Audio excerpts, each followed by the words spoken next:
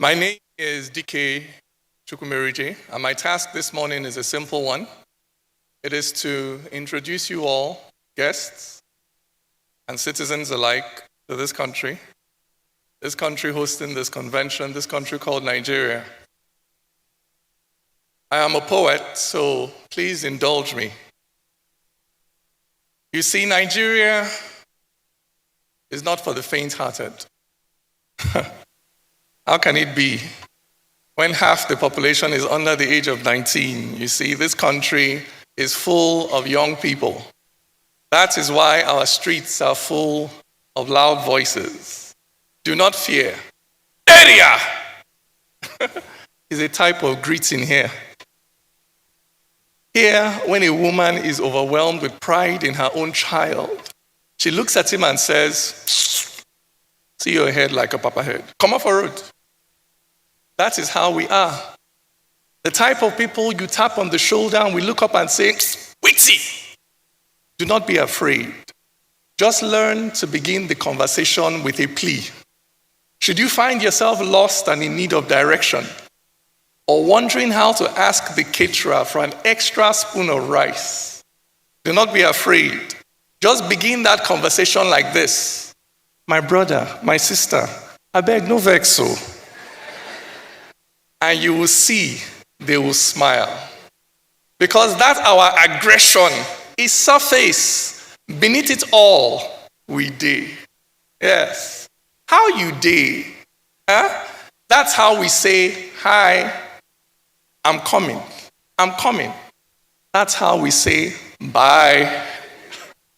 For here, we've taken the language of the colonizer and colonized it because English cannot carry Nigerian things without breaking. Yes, we speak broken, like, how una dey? Like, una don come? Like, una welcome, oh. Yes, we speak broken because English cannot carry heavy things without breaking. We are a heavy people, we full ground. Not the type of people who stand at the back waiting for your permission to step forward. No. Slavery and colonialism did not leave that inferiority complex here. Here, the African is proud. Here, the African is self-assured. Here, the African is confident. So confident that if you ask a Nigerian, can you do it? Before they know, whether or not they know what the hell you're talking about, their instinct is to answer you immediately, yes, Oga, I feel do am. That is who we are. That is the spirit that animates this place. It is rooted in the very earth beneath our feet. Standing here in the shadow of the Chapalwadi Mountains, with our head in the Sahara Desert and our feet in the Atlantic Ocean, located at that very junction where North, West, and Central Africa meet, we are a meeting place. You see, 500 languages meet here. 250 tribes meet here. The only country in the world where Christianity and Islam meet as demographic equals, here, in the shadow of the Chapalwadi Mountains, with our head in the desert and our feet in the ocean, located at that very junction where North, West, and Central Africa meet, we have always been a meeting place. And a meeting place, a crossroad in traditional African spirituality, a meeting place, a crossroad is a magical place. That's where you go to pray your most effective prayers. Because our ancestors believed that a unique and powerful spirit hovered over that junction where different human paths intersect. And what is that spirit? It is the spirit of the melting pot. It is the spirit of coming together. It is the spirit of unity in diversity. Even then, our people knew that wherever you find a place where people of diverse tribes and tongues and colors and backgrounds can rise above their differences and come together, that there you will find some of the most remarkable expressions of creativity possible to the human spirit. That is the spirit that animates this place. That is why this place, through history, has been the scene of some of the most remarkable events and accomplishments to come out of this region. You see, the news is misleading.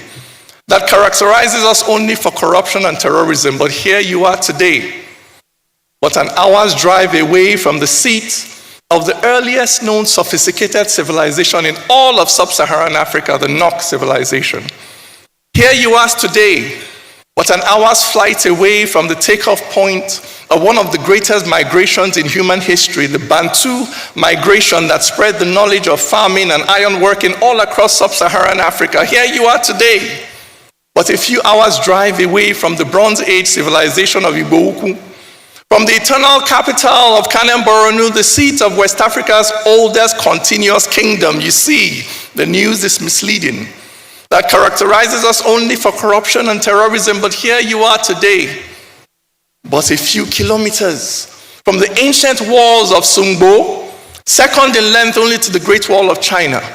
Here you are today, within short distance of the iconic Sokoto Caliphate, of the great Benin Empire, of the seats of the old Oyo Kingdom. Here you are today, within touching distance of the sacred groves of Oshun, that has since exported its formidable pantheon of Yoruba deities to such South American countries like Brazil and Colombia, where today Obatala is deity. Here you are today, but a short domestic flight away from the Atlantic ports of Badagry and Calabar, from which Africans were taken as slaves in such numbers that today the Nigerian DNA is one of the most prominent in the African American population. You see, this place has always imprinted itself on the world.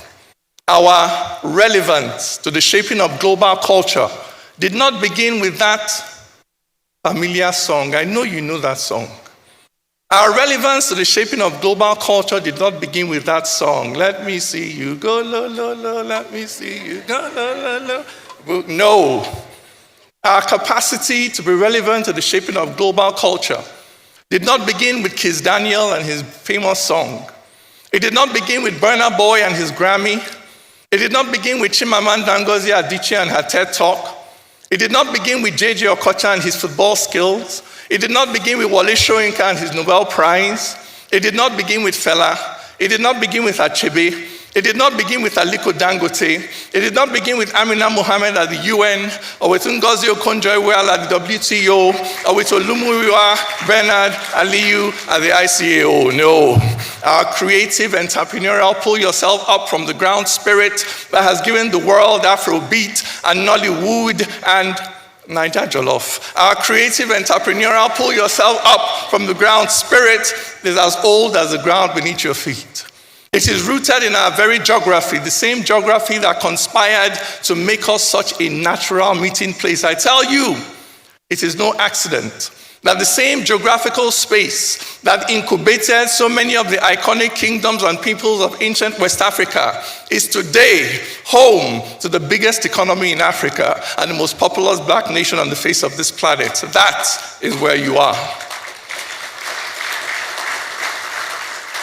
So as you meet here today, I want you to know that you are meeting in a place of history.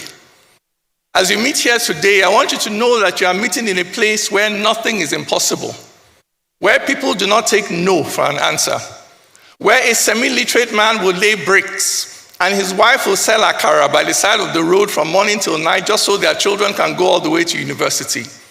As you meet here today, I want you to know that you are meeting in a place where the spirit of solidarity runs deep, where soldiers have given their lives for freedom in Liberia, in Sierra Leone, in Congo, in Somalia, to ensure that no one is left behind on Africa's great march forward to progress. As you meet here today, I want you to know that you are meeting in a place where millions of young people born without opportunities seize poverty by the throat and convert it to revenue-generating industries, where they take hunger by the waist and transform it to movies, to comedy, to music, to art, where the hustle is real and people face adversity with this mentality that if the door is shut, we'll jump in through the window.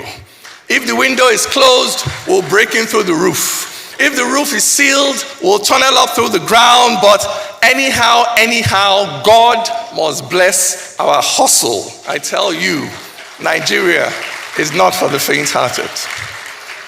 But then again, ladies and gentlemen, neither is aviation to make a living from herding people into a long, narrow metal tube and flying them like witches through the air around the world. This too is not for the faint-hearted. But here there is no room for errors.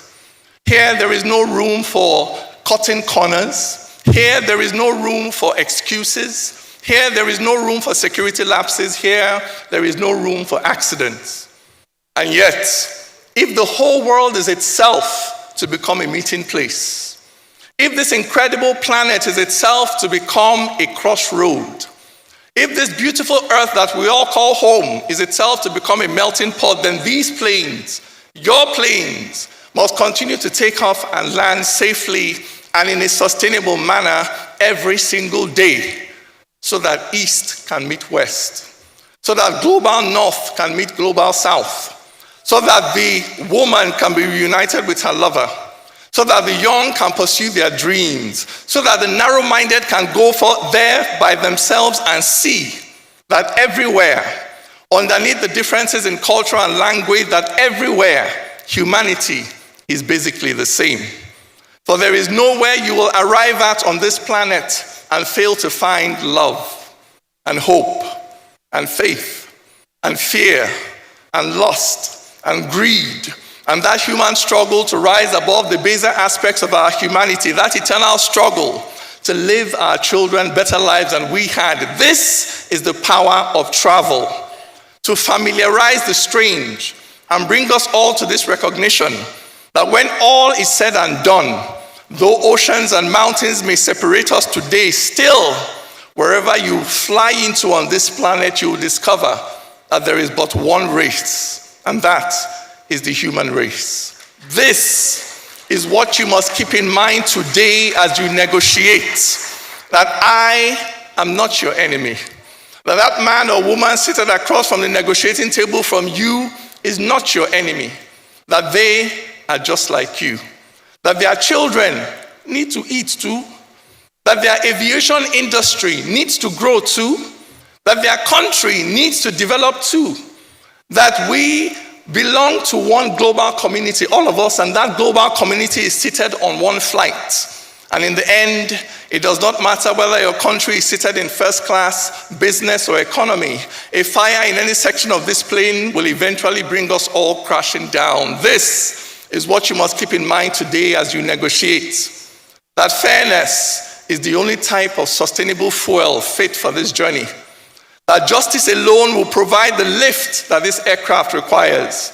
That it is only equality, only equal access for all in bilateral and plurilateral and multilateral arrangements, only equal opportunities for all, regardless of race or region or religion. Only equality will keep the wings of this plane even, so that this critical global industry can continue to take off and land safely and in a sustainable manner every single day. Ladies and gentlemen, this is a task before you today, and it is not for the faint-hearted. But then again, nothing worth doing ever is. Welcome to Nigeria. Area!